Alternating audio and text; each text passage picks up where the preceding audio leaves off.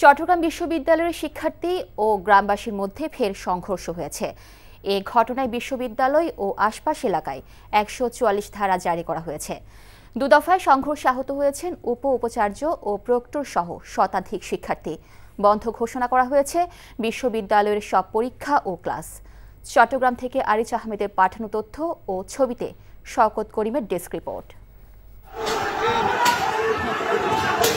রাতভর সংঘর্ষের পর থমথমে পরিস্থিতির মধ্যে ফের সংঘর্ষ। রণক্ষেত্র চট্টগ্রাম বিশ্ববিদ্যালয় ও আশপাশ এলাকা। রোববার দুপুর থেকে বিশ্ববিদ্যালয়ের ২ নম্বর গেট এলাকায় আবারও শিক্ষার্থীদের সঙ্গে সংঘর্ষে জড়ায় গ্রামবাসী। দুপক্ষের ধাওয়া পাল্টা ধাওয়া ও ইটপাটকেল নিক্ষেপে আহত হন বিশ্ববিদ্যালয়ের উপাচার্য অধ্যাপক কামাল উদ্দিন সহ অর্ধশত শিক্ষার্থী।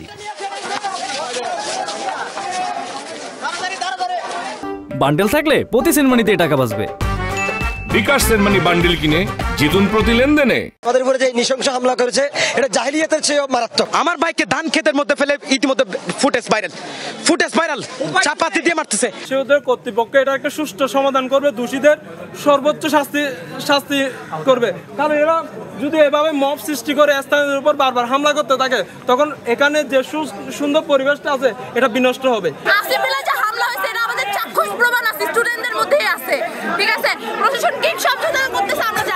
হাতে বাড়ি দিছে, পায়ে বাড়ি দিছে, আবার পুরো শরীরের মধ্যে বেড়াইছে।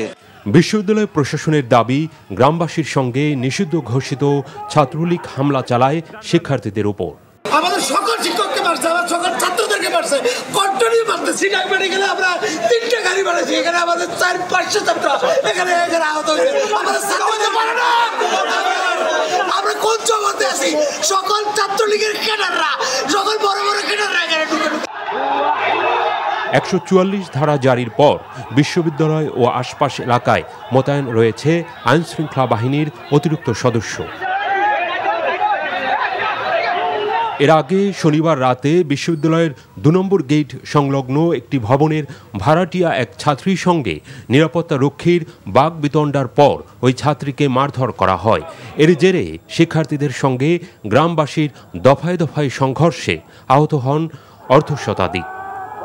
শওকত করিম, এনটিভি নিউজ ডেস্ক। চট্টগ্রাম বিশ্ববিদ্যালয়ে আছেন আমাদের সিনিয়র করেসপন্ডেন্ট আরিচ আহমেদ। সরাসরি চলে যাচ্ছি তার কাছে। আরিচ, শিক্ষার্থীদের সাথে গ্রামবাসীর সংঘর্ষের ঘটনায় আশপাশ এলাকায় তো ১৪৪ ধারা জারি করা হয়েছে, তো এখন সেখানকার পরিস্থিতি কেমন দেখছেন?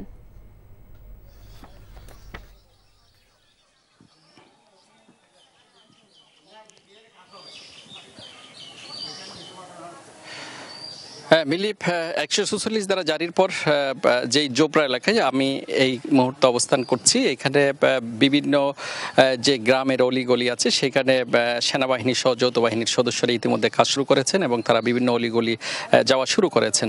তবে এই সড়কে কিছুটা যেই সড়ক দিয়ে আসলে প্রথম যেই ঘটনাটি গত রাত থেকে হয়েছে, সেখানে এই বাছামিয়ার দোকান এলাকায় এখানে কিছুটা শান্ত আছে এই মুহূর্তে, কিন্তু অপর পাশে আরেকটি মসজিদের মাইক থেকে একটু আগে বেশি আসছে যে সেখানে বিভিন্ন দোকানপাট জ্বালিয়ে দেওয়া হচ্ছে, আগুন দেওয়া হচ্ছে এরকম একটা, এবং এলাকাবাসীকে আবারও জড়ো হওয়ার জন্য আহ্বান জানানো হচ্ছে। তবে এই মুহূর্তে ছাত্রদের কিছুটা যেই সারাদিন পর্যন্ত আমরা যেই রক্তের একটা বন্যার মতো দেখেছি, যে অনেক শত শত ছাত্ররা আসলে আহত হয়েছে এবং তাদেরকে কুপিয়ে রক্তাক্ত করা হয়েছে। এর মধ্যে প্রায় 40-50 জনের অবস্থা অত্যন্ত আশঙ্কাজনক আমরা দেখেছি। চট্টগ্রাম বিশ্ববিদ্যালয় যে মেডিকেল সেন্টার আছে সেখানে তাদেরকে প্রাথমিক চিকিৎসার পর দ্রুত তাদেরকে চট্টগ্রাম মেডিকেল কলেজ হাসপাতালে নিয়ে যাওয়া হয়েছে। আমাদেরকে যিনি চট্টগ্রাম বিশ্ববিদ্যালয়ের প্রভিসি অধ্যাপক কামাল উদ্দিন আমাদেরকে যেটা জানিয়েছেন, তারা আসলে অসহায়, তারা বিভিন্ন স্থানে আসলে যোগাযোগের চেষ্টা করেছেন এবং তারা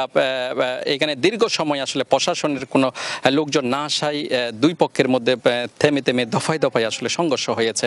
তবে একটু আগে আমরা যেটা জেনেছি, এই এলাকার যে বিএনপির স্থানীয় নেতা উদয় কুসুম বড়ুয়াকে কেন্দ্রীয়ভাবে এখান থেকে বহিষ্কার করা হয়েছে। বলা হচ্ছে যে তিনি এখানে যে এলাকাবাসীর সাথে তার যে একটা সম্পৃক্ততা আছে এবং তাকে এই ঘটনার জন্য অভিযুক্ত করা হয়েছে।